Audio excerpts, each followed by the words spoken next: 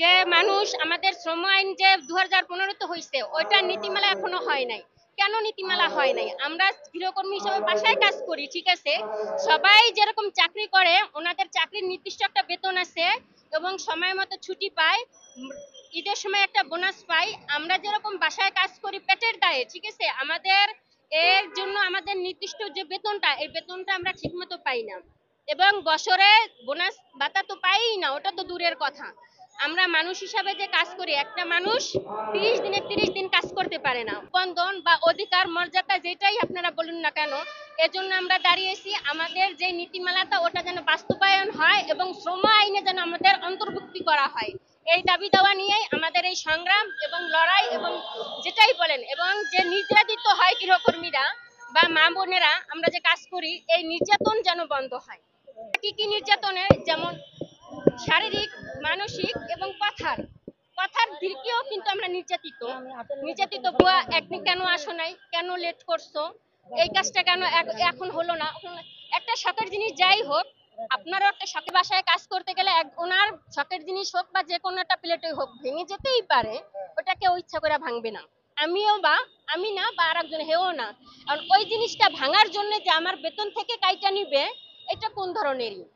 এখন ঠিকমতো বেতন তো দেয় না, কয়েক টাকার কাজে আর আমরা চাকরি করি, হয়তো বা 1500 বা 2000 বা 3000, ঠিক আছে, এখান থেকে ওনারা মাস শেষে একটা অ্যাক্সিডেন্ট হইতেই পারে, ওখান থেকে ওই বেতনের ইয়ে থেকে আবার কাইটাও নেয়। এখন আমাদের কাছে ওটা বড় কথা না, হয়তো বা ক্ষতি হয়ে গেছে, উনি কাইটা নিচ্ছে, বড় কথা না। এখন আমরা যে সরকারের কাছে আমাদের মূল একটাই দাবি, আমরা গৃহকর্মী হিসাবে আমরা মানুষ, আমাদের একটু অধিকার চাই এবং আমাদের নীতিমালাটা যে ওটা যেন বাস্তবায়ন করা হয় ভাই, এর বেশি নিয়ে আমরা দাবি দেওয়া নিয়ে আমরা দাঁড়াইতে চাইতে হবে। এবং আমাদের অধিকার হিসাবে আমাদের বাপ মার দেওয়া সবারই একটা নাম আছে। আমাদের, আমি তো শুরুতেই বলছি যে বুয়া বলে আমাদের ডাকা যাবে না, আমাদের বাপ মার দেওয়া একটা নাম আছে, আমাদের নামটা বলে ডাকলে আমরা কিন্তু খুশি হই, ঠিক না? এখন বুয়া, এই বুয়া, বুয়া কি মানুষের একটা নাম? এটা কখনো নাম হতে পারে না। এই যে নামটা বলে যে এই এই এটা জানি ওঠা হয়, বুয়া নামটা জানি চিরতরে মোছা হয়, ওঠা হয়।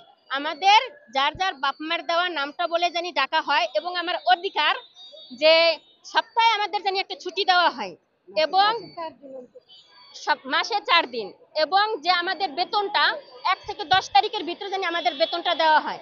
আমরা কাজ করি কেন? আমাদের ছেলে মেয়ে সন্তান সবারই কম বেশি আছে, তাদের এই কাজের মাধ্যমে আমরা কি করি, একটু লেখাপড়া করাই, একটু ভালো মন্দ খাওয়ানোর, কিংবা একটু ভালো পরিবারে যেন একটু থাকতে পারি সচ্ছলভাবে, এজন্যই কিন্তু আমরা কাজ করি। আমাদের বেতন দিতে দিতে 20 তারিখ 25 তারিখ বাজায় ফেলায়। কেন 20 তারিখ 25 তারিখে যদি একটা মানুষের কিভাবে বাচ্চাদের লেখাপড়া করায় বা বাচ্চাদের একটা শখের জিনিস বা কিনে দেওয়া হয় বা একটা খাওয়ানো, যেটাই হোক, এটা কিভাবে হয়?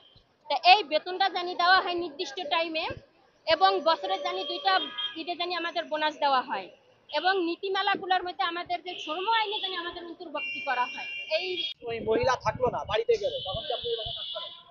তখন করতে হয় বাধ্যতামূলক। তখন কি কোনো নির্যাতন হয়? তখন ওই যে বাসার ভাইয়া একটু কিরকম ভাবে তাকায়, তখন আমার বিরক্তিকর লাগে ওরকম ভাবে। খারাপ প্রস্তাব বলতে কি, যে ওনারা তো, কি বলবো ভাইয়া, হ্যাঁ আরেক বাসায় কাজ করি। হ্যাঁ একই। আর নির্যাতন মন চাইলে খুশ হইয়া দেয়, তাছাড়া তখন বলে না না তোমার টাকা দিমু, তোমার টাকা নিয়ে আমরা মাইরা খাবো না, তুমি আইসো, নাহলে তোমার টাকা দিমু না আমরা।